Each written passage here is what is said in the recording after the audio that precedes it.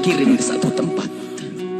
Kita harus dibawa ke satu tempat, jangan dibayangkan orang lain. Anda yang dibawa, Anda yang dimandikan oleh orang-orang, Anda yang dikafani oleh orang-orang, dan saat itu pun Anda diangkat di atas kepala orang-orang. Jangan berbangga Anda tidak jadi kemanten saat itu. Anda akan dibawa ke alam barzah, Anda akan dikirim ke kubur. Sadarlah saat itu. Anda di atas kepala manusia dan hanya Anda mendengar suara yang indah jika Anda ahli iman. Orang yang bersama kita mengucapkan kalimat indah, La ilaha illallah, La ilaha illallah, La ilaha illallah, La ilaha illallah, La ilaha illallah. Ketahuilah, jika ahli iman yang dibawa di atas kepala manusia mendengar la ilaha illallah, terhibur hatinya dan alangkah bahagianya. Akan tetapi jika dia bukan ahli iman, dia akan menyesal, kenapa aku tidak bisa mengucapkan la ilaha illallah di hatiku. Dia akan dikirim ke alam barzah. Anda, kami akan dikirim ke kubur. Dan kita pun dibawa oleh orang-orang, sadarlah. Dan setelah kita sampai di kubur, orang-orang ternyata sudah menyiapkan kita liang lahat. Di situ telah digalikan oleh orang-orang buat kita. Dan tidak lama kemudian orang ada yang memeluk kita, ada yang merangkul kita, dan itu ternyata rangkulan untuk melepaskan kita di kubur. Kita akan dibawa, dimasukkan ke kubur dengan pelan. Dan dimasukkan ke kubur dengan pelan. Mana kasur empuk yang pernah kita bangga-banggakan? Mana mobil mewah yang kita bangga-banggakan? Mana rumah megah yang kita bangga-banggakan itu? Jika ada yang berpesan kepada anak istrinya, tolong bawakan aku bantal yang empuk, tidak akan dibawakan. Karena itu bukan milik Anda lagi. Anda tidak berhak lagi memiliki itu semua. Dan yang akan Anda bawa justru yang pernah Anda berikan di saat Anda hidup, bukan yang Anda simpan. Anda akan masuk liang lahat. Sadarilah ini. Anda akan masuk liang lahat. Dan wajah yang di saat Anda dicaci orang marah, di saat Anda diejek orang marah karena Anda merasa dihinakan, ketahuilah wajah yang Anda sombongkan saat itu ternyata harus ditarik kainnya dan ditempelkan ke bumi. Tanah asal kita ditempelkan kita ke bumi. Dan setelah itu pelan ada orang yang menabur di atas kepala kita dengan debu, 1 kali, 2 kali, 3 kali, dan setelah kita 3 kali bukan taburan, tapi akan ditumpahkan air tanah di atas kepala kita, ditumpahkan tanah dan ditumpahkan tanah sehingga yang kita ketemukan adalah gelap gulita di alam kubur. Seperti yang disabdakan oleh Nabi Muhammad, Sungguh saat itu orang di dalam kubur bisa mendengar terompah kaki orang yang berjalan di atas kepalanya. Dan saat itu pun Anda, kami mendengar orang-orang berjalan. Anda dan kami mendengar orang yang melangkah semakin lama semakin jauh. Dan ternyata hanya tinggal beberapa orang, itu anak-anak kita, itu istri kita, itu suami kita. Dan mereka pun ternyata tidak mau bertahan lebih dari setengah jam. Setelah itu pun mereka melangkahkan kaki dan suara kaki itu semakin jauh. Dan ketahuilah saat inilah kita memetik amal perbuatan kita di dunia. Saat inilah kita akan merasakan apa yang pernah kita tanam waktu kita hidup di dunia. Anda ahli salat, Anda ahli ibadah. Ketahuilah sebelum kedatangan malaikat mungkar nakir, ternyata Anda banyak yang menziarahi Anda, banyak yang datang. Ada yang mengucapkan salam, Assalamualaikum. Anda menjawab, Waalaikumsalam, siapa engkau? Suara itu menjawab, aku adalah solat malammu dulu. Ada lagi yang datang mengucapkan salam, Assalamualaikum. Lalu Anda menjawab, Waalaikumsalam, siapa engkau? Aku adalah sedekahmu dulu.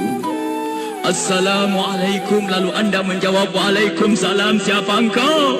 Dia menjawab bahasanya, aku adalah kemaksiatan yang pernah engkau tinggal. Aku adalah baktimu kepada orang tuamu. Aku, amal-amal soleh ternyata pada berdatangan. Amal-amal soleh berdatangan menemani Anda.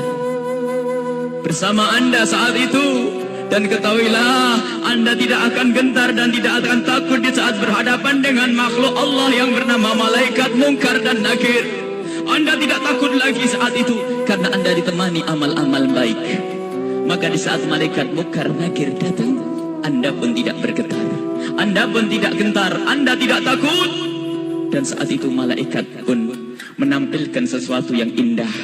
Karena apa? Melihat orang ini ditemani oleh hal-hal yang baik, sehingga ia pun mengucapkan salam dengan syahdu, mengucapkan salam dengan penuh keindahan, lalu berkata, Man Rabbuk wa man nabiyuk, dan begitu seterusnya. Kami akan ditanya siapa Tuhanmu, siapa nabimu.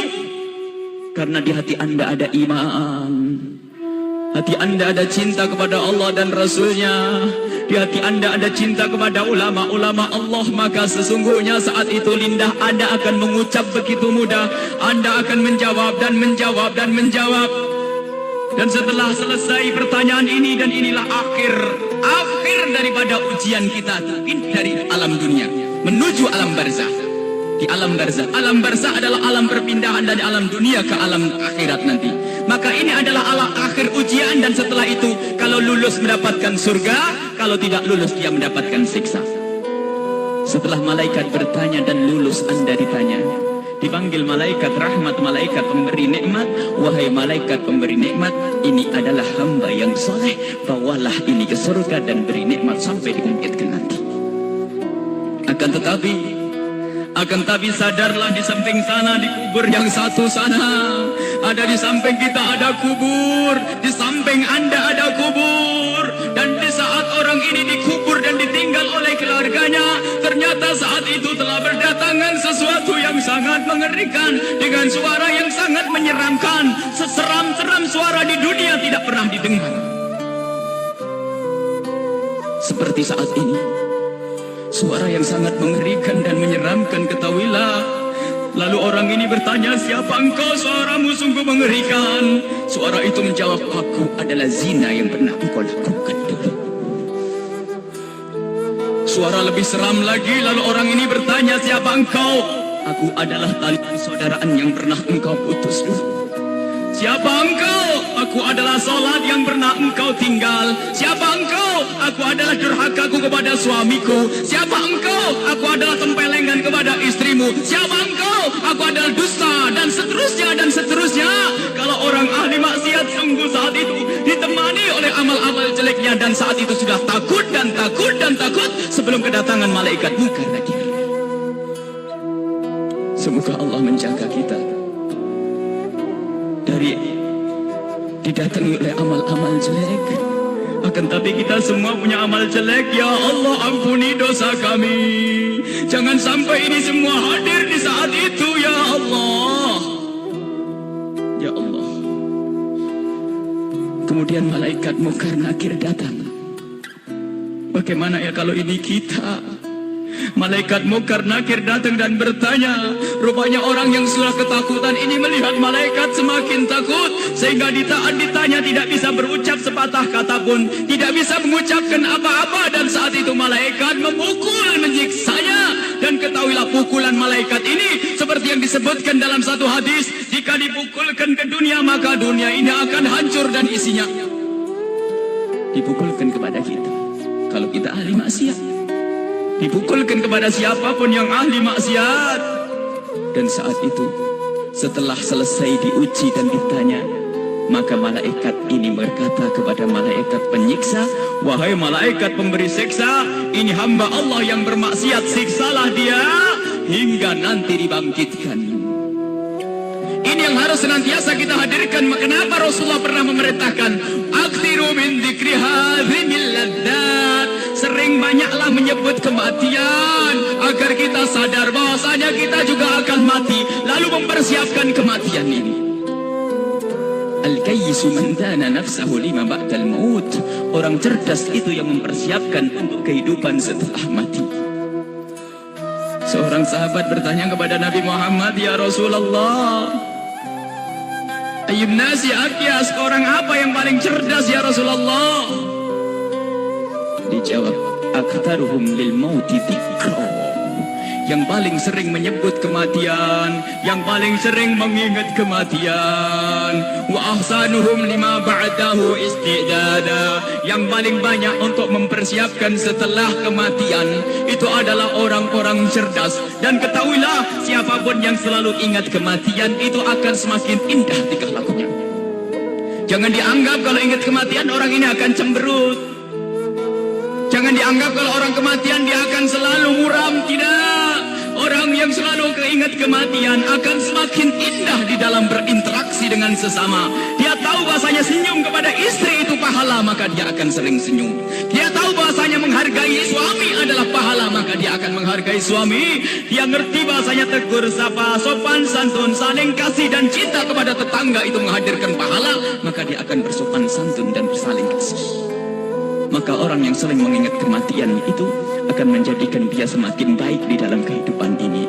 Kalau ternyata ada orang mulutnya tajam, tangannya suka mukul orang, yakinlah bahwa dia lupa bahasanya dia akan mati. Atau ingat mati tapi tidak sadar bahasanya itu semua akan dituntut setelah kematian.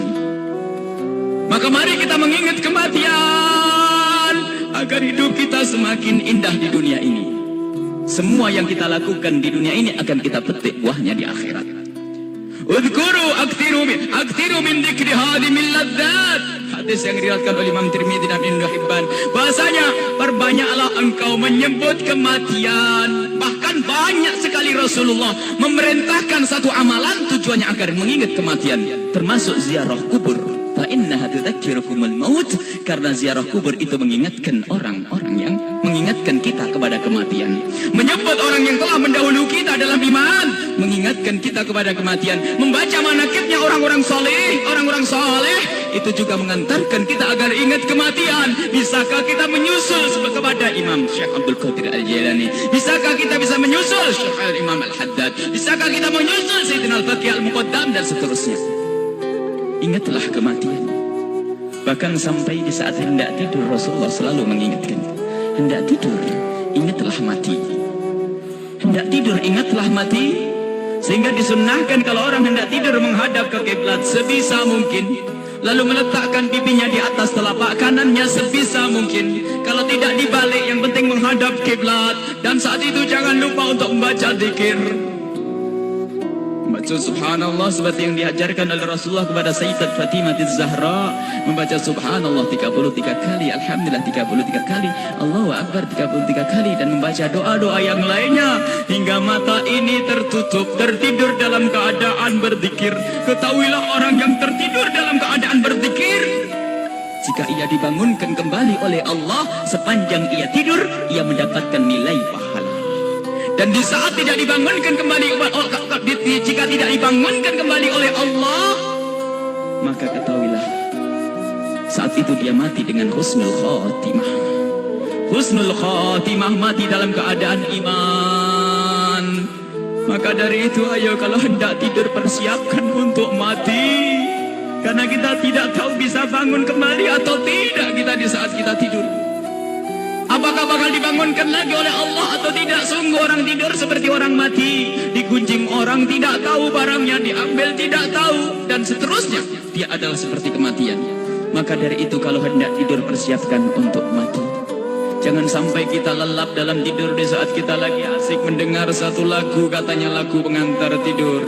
Apakah tidak takut jika anak kita lagi mendengar satu lagu pengantar tidur, tak taunya anak kita tidak bangun lagi. Kita tidak tahu ternyata yang didengar adalah hal yang semacam itu. Mau kemana dia nanti? Mau tidur bermaksiat, mau tidur ngunjing orang, mau tidur memutus tali persaudaraan. Apakah dia yakin bahasanya besok pagi akan bangun?